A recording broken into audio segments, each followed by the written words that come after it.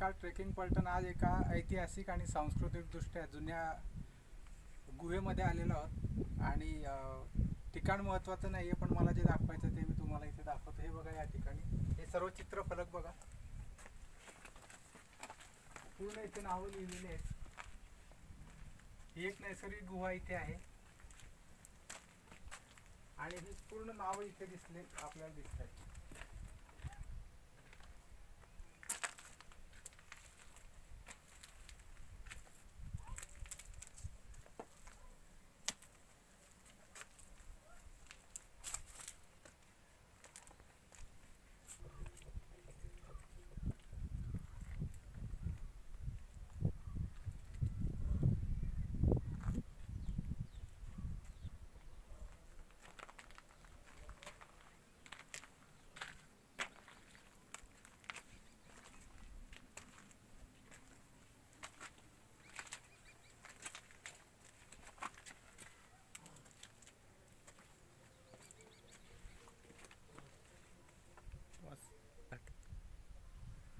आपण पाहिले या ठिकाणी किती नावं लिहिलेली आहेत प्रेमवीरांनी. प्रेमवीर यांना म्हणावं की नाही असा प्रश्न आहे. खरं जर आपल्याला कोणावर प्रेम करायचं आहे तर त्याचं नाव इथे लिहिण्याची गरज नाही. ही ऐतिहासिकदृष्ट्या आणि सांस्कृतिकदृष्ट्या महत्त्वाची ठिकाणं असतात. इथे अशा पद्धतीने नावं लिहिण्याने काही सार्थक होणार नाही. ज्यांचं तुमच्यावर प्रेम आहे त्या व्यक्तीजवळ सांगणं, त्याच व्यक्तीजवळ व्यक्त होणं महत्त्वाचं. इथे मंदिरांमध्ये किंवा नैसर्गिक गुहांमध्ये किंवा ऐतिहासिक स्थळी असं काही लिहिण्याची गरज नाही आहे.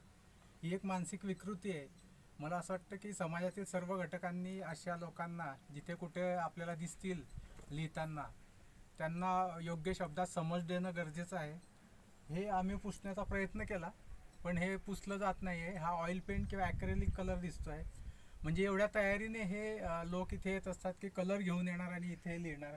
बरं, हे वाचणार कोण, याचा फायदा काय, याचं काही विचार न करता अशा पद्धतीने अतिशय मूर्खपणाचं हे कृत्य आहे आणि एक मानसिक विकृती आहे. अशा पद्धतीने नावं लिहिणे आणि हे सांस्कृतिक आणि धार्मिकदृष्ट्या महत्त्वाची जी ठिकाणं आहे त्याला विद्रूप करणे, ही विकृती आपण कुठेतरी थांबवली पाहिजे.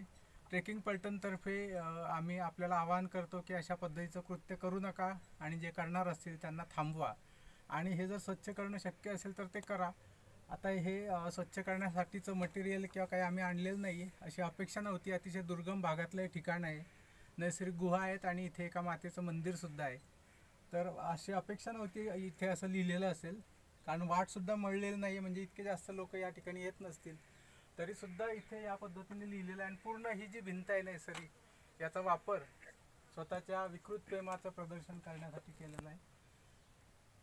तर अशा पद्धतीचे कृत्य करणाऱ्या लोकांना आपण योग्य शब्दात समज द्या आणि कुठेतरी हे आपल्या सांस्कृतिक वारसा आणि धार्मिक वारसा कुठेतरी जपायला पाहिजे, त्याचं पावित्र्य जपायला पाहिजे. यासाठी ट्रेकिंग पलटणतर्फे आम्ही सगळ्यांना विनंती करतो.